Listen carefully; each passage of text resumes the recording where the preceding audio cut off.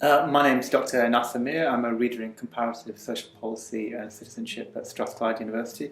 I'm also a Royal Society of Edinburgh Research Fellow between 2014 and 2019, so I'm just at the beginning of that. So when I was at IASH, I was working on the project of Scottish national identity and specifically exploring how and in what ways Scottish national identity was being reimagined with the presence of ethnic and racial minorities. So was Scottish national identity becoming more plural than it had been before?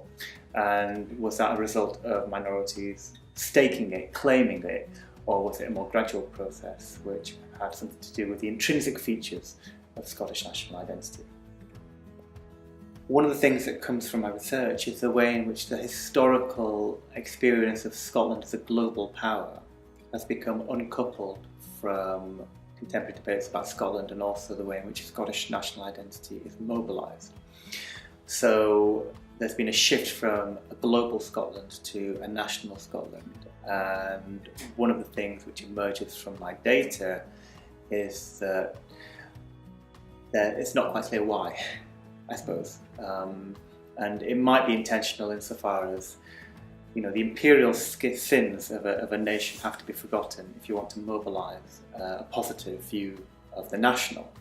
But that can't be purely a conscious activity. It's much more, I suppose, diffuse and happens over a longer period. But it's interesting that how Britain and France and other former imperial powers have had a reckoning, have had a debate about their role as an empire.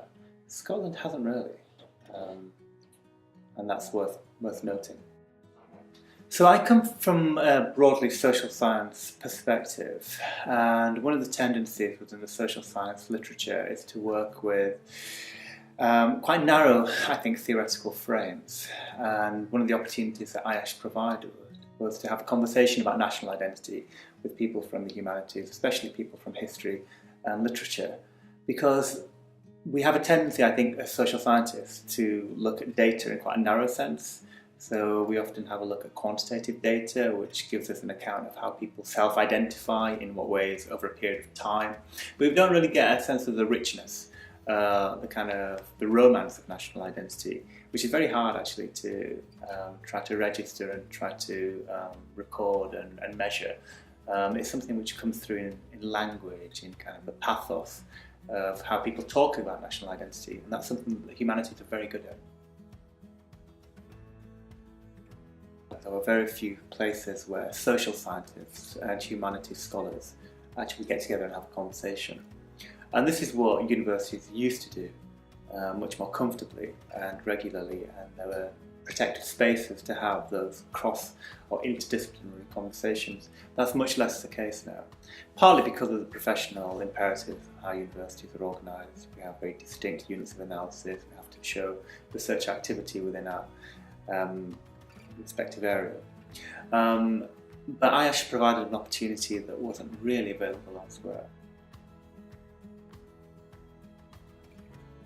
Well, one way of thinking about my work here is to say that the concept of the nation has had a longevity and attraction that concepts such as class, which are also very historical concepts, haven't possessed.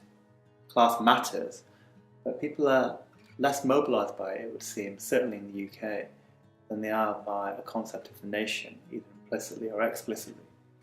And I was very struck by that when I was doing my work. And I've really come away from with a sense that nations matter and motivate people whether they realise it or not.